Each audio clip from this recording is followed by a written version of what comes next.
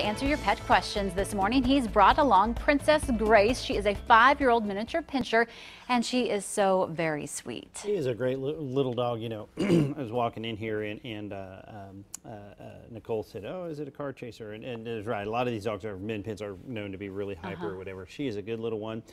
She's been kind of on our cage rest because she had heartworms. We'll talk about that a little more in a second. She likes the girl. She yeah, that's what you're saying. Yeah, why is that some dogs like one sex more than the other? You know, we just never know who was with her at first, and she probably had a woman owner or something, and that happens a lot. Sometimes guys were a little gruff and we move kind of weird, so they're like, "Oh, we'll stay off." But she's a good little dog. We have her in her kind of, you know, we can't let her run around a whole lot, but we've had her kind of play with some puppies and stuff, help socialize them. She's just a really good little dog. So. All right, and of course looking for a home. Looking for a home, absolutely. She's all ready to go. She's been on her rest, and yeah, she's ready to go. You ready to go? All right, oh Princess. Yeah, sure. She loves to give Best kisses of luck for too, Princess. So. All right, let's get straight to our questions. Amy says, I have a small dog that's under 20 pounds. She does not go outside much. Do I have to have her on heartworm preventative? Yeah, and yes, and the short answer is yes, and really, as you kind of wisely said, you know, preventative, and that's what it's all about. Heartworms are transmitted by mosquitoes, and you just, you know, I'll tell people sometimes they come inside, sometimes they go outside to go to the restroom.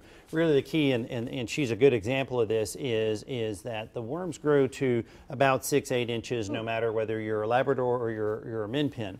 And she had a little bit more problems with her heartworms because she's a small dog. And so I'll tell people a lot of times smaller dogs, it's even more important in some ways.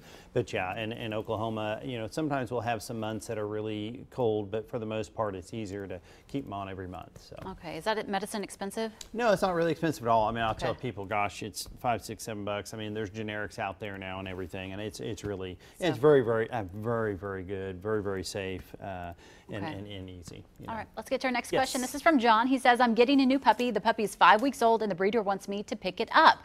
I heard that you should wait until a little later. When should he exactly pick up the puppy? That's another really good question too. We know now, and I'll tell people, you know, it's not that we talk dog or whatever, but in the socialization, there's actually a lot of socialization that happens between about 4 or 5 weeks and about 8 weeks. And I'll tell people either be the last puppy there, so if everyone else picks up theirs at 5 weeks, there's no advantage to that puppy necessarily staying with its mother, but or 8 weeks. After that, you know, there's kindergarten's over.